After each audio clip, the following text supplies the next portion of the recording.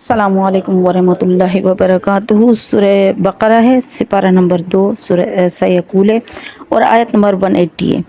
औज़ु बिल्लाहि मिनश शैतानिर रजीम, बिस्मिल्लाहिर रहमानिर रहीम। कुतिबा अलैकुम इज़ा हज़रा अहदकुमुल मौत। अल्लाह ताला फरमाते हैं फ़र्ज़ किया गया तुम पर, मुकर्रर कर दिया गया तुम पर, जब तुम में से किसी एक के पास मौत का टाइम आ जाए, यानी जब मौत करीब आ जाए। इन तरका खैरनिल वसीयतु लिल वालिदैनी, उसको चाहिए कि अपने वालिदैन के लिए अच्छी नसीहत करे, वसीयत करके जाए। वल अक़रबीन बिल मारूफ़ी, और रिश्तेदारों के लिए भी दस्तूर के मुआफ़िन। हक़्क़न अलल मुत्तक़ीन, ये हक़ है परहेज़गारों पर। अच्छा, अब ये आयत मैं आपको बताती चलूँ, ये इस आयत को आयत मनसूख कहते हैं। आयत मनसूख का मतलब है कि हम इसकी तिलावत करते हैं लेकिन इसका हुक्म इस पर अमल नहीं करना है। मतलब ये नहीं कि भाई मरते वक्त बंदा ऐसी नसीहत कर जाए कि मेरे माँ बाप के लिए इतना दो, या मेरे बच्चों के लिए इतना हो, या मेरी विरासत में से मुझ इसको इतना दो, इसको इतना दो। ये नहीं कह सकते हम। क्यों? क्योंकि अल्लाह ताला ने आयत मीरास नाजिल कर दी, तो इस आयत का वो मफहूम ख़त्म हो गया। माल की वसीयत नहीं करनी है, माल की वसीयत मनसूख है, लेकिन ये आयत मुकम्मल तौर पर मनसूख नहीं है। क्यों? क्योंकि एक तो कुरान पाक में मौजूद है, हम पढ़ते हैं। दूसरा, इसका एक और मफहूम भी निकलता है, वो ये कि वसीयत हर बंदे को करना चाहिए। हदीस मुबारक में आता है कि जो शख्स वसीयत के बग़ैर मर जाए, गोया कि वो निफाक पर मर गया। इसका मतलब है वसीयत करनी चाहिए। आम तौर पर हर बंदे को अपने लिए वसीयत तैयार करके रख देनी चाहिए। ये भी आता है कि 40 दिन से ज़्यादा ऊपर गुजर जाए और उसके तकिए के नीचे कोई वसीयत लिखी हुई ना हो, तो ये उसके लिए ख़राब है। यानी वसीयत ज़रूर लिख लेनी चाहिए, लिख भी लेनी चाहिए या फिर कह देनी चाहिए। अगर कोई अनपढ़ है, जाहिल है, लिख नहीं सकता, तो कह देनी चाहिए। मैं एक बात और बताती चलूँ आपको कि हम हर चीज़ की तैयारी करते हैं। हमें सर्दियों की सीज़न आ रही होती है तो उसके लिए कपड़े बना रहे होते हैं, उसके बचाव, सर्दियों से बचाने के लिए मोटे कपड़े होते हैं, जुराब होते हैं, कैप्स होती हैं, दस्ताने होते हैं, स्वेटर होते हैं, जर्सियाँ होती हैं। हम सब ये निकाल कर रखते हैं, कंबल निकालते हैं और ब्लैंकेट, कई चीज़ें होती हैं जो हम सर्दियों में इस्तेमाल करते हैं, उन सबको निकालते हैं। गर्मियाँ आती हैं तो ये सारी चीज़ें रखते हैं, गर्मियों की चीज़ें निकालते हैं। गर्मियों के कपड़े अलग होते हैं। शादी किसी की हो रही होती है तो हम उसके लिए भी तैयारी करते हैं। कभी हमने बैठकर सोचा कि हमने अपनी मौत के लिए तैयारी की? ऐसे भी तो होना चाहिए ना कि हम अपने कफन को अपने हाथों से तैयार करें और अपने कफन को तैयार करके वो भी रख लें, उसके साथ एक नसीहत भी लिख कर रख लें, उसके साथ हम कुछ पैसे भी रख लें कि भाई ये हमारे मरने के बाद जो कब्र खोदेगा उसके लिए पैसे हैं, और ये जो गुस्ल वगैरह जो देगा उनको कुछ देना दिलाना जो हमारा एक दस्तूर है, ये उनके लिए पैसे हैं। ये मेरे जाने के बाद ये जो आएंगे मेहमान, उनको खिलाने के लिए कुछ पकाते रहते हैं, जो हमारा एक हम जो वो जो करते हैं तीजा और पता नहीं क्या कहते हैं, मुझे तो नाम भी नहीं आते, चालीसा वगैरह, इसकी मैं तो कायल हूँ नहीं, क्योंकि ये हदीस से तो साबित है नहीं। लेकिन ज़ाहिर मेहमान आते हैं तो उनको खिलाने के लिए फिर देगे वगैरह भी उतरती हैं। हम इसको कोई ख़त्मे का नाम नहीं देते, हम इसको कुछ नहीं देते। ये क्यों करते हैं? क्योंकि मेहमान आए हुए होते हैं तो उनको खिलाने के लिए देगे वगैरह बनती हैं या जो कुछ भी बनता है, तो ये उसके ऊपर भी खर्च आता है। उसके लिए पैसे रख कर जाए कि भाई ये पैसे हैं, मेरे मरने के बाद अगर मेहमान आए तो उनको खिलाना पिलाना यहाँ से हो। किसी पर कोई भी किसी तरीके से कोई बोझ ना पड़े माली तौर पर। हालांकि करते हैं, ऐसे नहीं कि मरने के बाद लोग बड़े आराम से, औलाद कहती वो कहती मैं कफन दूँ, वो कहती मैं कफन दूँ, वो कहती मैं कफन दूँ। लेकिन मरने वाले को भी तो सोचना चाहिए कि सारी ज़िंदगी मैंने अपने जिस्म पर जो कपड़े पहने हैं अपनी मर्ज़ी से पहने हैं और अपने तरीके से पहने हैं, और उसके लिए मैं इतनी तैयारी करती थी या करता था, तो आखिरत के लिए तैयारी क्यों नहीं होनी चाहिए? तो ये सारी चीज़ें हमें आखिरत के लिए जमा करके रखनी चाहिए। ये वसीयत में आती ये होनी चाहिए। कुछ वसीयत हमारे लिए, कुछ वसीयत फिर बच्चों के लिए।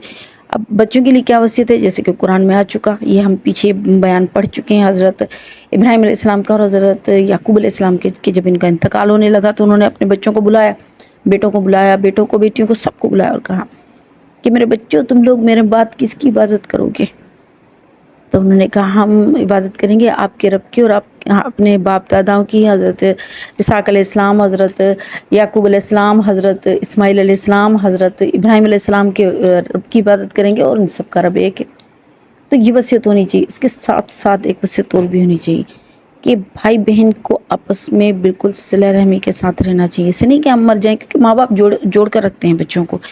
जब तक माँ बाप ज़िंदा होते हैं बच्चे नहीं बिखरते, بالکل نہیں بکھرتے، وہ مل بیٹھتے ہیں، آپس میں آتے ہیں، باتیں کرتے ہیں، ایک مزہ ہوتا ہے، ایک وہ جو رونق ہوتی ہے ماں باپ کی، ان کے مرنے کے بعد وہ بالکل ویران ہو جاتا ہے۔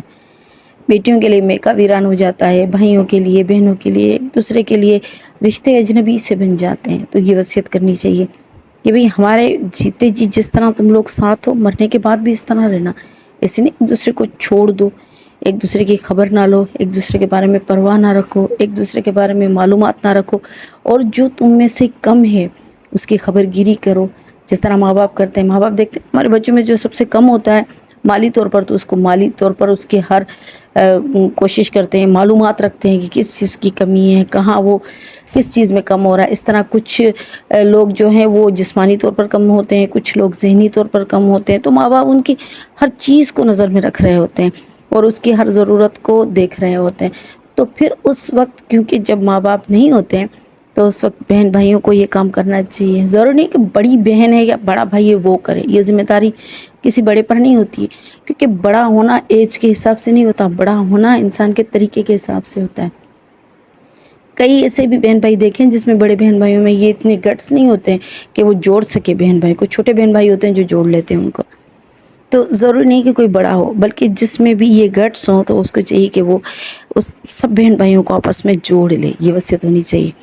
ایک تو اللہ کے ساتھ کسی کو شریک نہیں کرو گے، دوسرا آپس میں صلہ رحمی کرو گے، تیسرا خبردار، یہ بھی نبی کی خبردار مسلمان ہوئے بغیر مت مرنا، لا تموتن الا وانتم مسلمون، یہ بھی قرآن میں اللہ تعالیٰ نے فرمایا ہے۔ یہ بھی صحابی، یہ بھی نبی اپنے اولاد کو بتا رہے ہیں کہ بھئی مسلمان ہوئے بغیر مت مرنا، یعنی اسلام سے ناتا نہ توڑنا، عمل کرتے رہنا، کہ عمل کرتے رہو گے تو اسی حالت میں مرو گے، اور اسی حالت میں مرو گے اسی حالت میں قیامت کے دن اٹھا ہو جائے گی۔ یعنی یہ چیزیں وہ ہے جو کہ نصیحت کرنا حق ہے۔ اب اس آیت کا میراث سے تعلق نہیں ہے۔ اچھا، یہ آیت کا شان نزول بتا دوں میں آپ کو، یہ آیت کس لیے تھی، کیوں تھی؟ یہ تھی اس وقت جب کہ کا ایک سسٹم تھا، ایک رواج تھا کہ جب شوہر مر جاتا تھا اور بچے چھوٹے ہوتے تھے اور بیوی ہوتی تھی، ماں باپ ہوتے تھے، کچھ بھی ہوتے تھے، تو اگر اس کا کوئی بڑا بھائی ہوتا تھا تو وہ کیا کرتا تھا، سب کو گھر سے، بیوی بچوں کو سب کو گھر سے نکال کر اس کی ساری ملکیت پر خود قبضہ کر لیتا تھا، اور ماں باپ کو بھی ان کا حق نہیں دیتا تھا، بہن بھائیوں کو بھی چھوٹے ہوتے تھے تو نہیں دیتا تھا، یعنی جو پاور والا تھا وہ اس کو رکھ لیتا تھا، اور جو وارث ہوتے تھے چھوٹے ہی ہوتے تھے لیکن ان کو وہ کچھ بھی نہیں دیتا تھا، وہ سب کچھ اپنے پاس رکھ لیتا تھا۔ اس وقت یہ وصیت کا حکم تھا کہ وصیت کرو، ماں باپ کے لیے بھی وصیت کر کے مرو، اور بیوی کے لیے بھی۔ دوسری جگہ یہ فرمایا گیا، حدیث میں آتا ہے کہ اپنی بیوی کے لیے ایک سال کے لیے، ایک سال تک کی وصیت کرو۔ قرآن میں بھی موجود ہے اس کا ذکر کہ ایک سال تک آپ اپنی بیوی کو غیر اخراجن، بغیر نکالے، یعنی گھر میں موجود بیوی ایک سال تک رہ سکتی ہے شوہر کے گھر میں، مرنے کے بعد یہ وصیت کر کے مرو، تاکہ بیوی کو کوئی زبردستی نہ نکالے ایک سال تک۔ ایک سال کے بعد وہ پھر کوئی نہ کوئی بندوبست کر لے گی، لیکن کم از کم ایک سال کے لیے وہ اپنے شوہر کے گھر میں رہنے کی پابند ہو۔ ہاں، لیکن اگر کوئی شادی کرنا چاہتی ہو، نکاح کرنا چاہتی ہو، خود ہی جانا چاہتی ہو تو اس پر زبردستی نہیں ہے۔ تو یہ ساری وصیتوں کا حکم تھا اس وقت جب تک کہ میراث کا حکم نازل نہیں ہوا تھا۔ میراث کا مطلب یہ ہے کہ مرنے والے کا جو مال ہوتا ہے اس میں جو حصے ہیں وہ اللہ تعالیٰ کی طرف سے مقرر کردہ حصے ہیں۔ جب وہ حصے مقرر کر دیے گئے تو پھر اب اس وصیت کی ضرورت نہ رہی مال کے بارے میں، لیکن اعمال کے بارے میں نصیحتیں بتا چکی ہوں۔ تو یہ ساری نصیحتیں ہمیں پتہ ہے، یہ ساری نصیحتیں حق ہیں، اس لیے یہ نصیحتیں کرنی چاہیے۔ اللہ تعالیٰ ہمیں اس بات کو سمجھنے کی توفیق عطا فرمائے۔ وآخر دعوانا ان الحمد للہ رب العالمین۔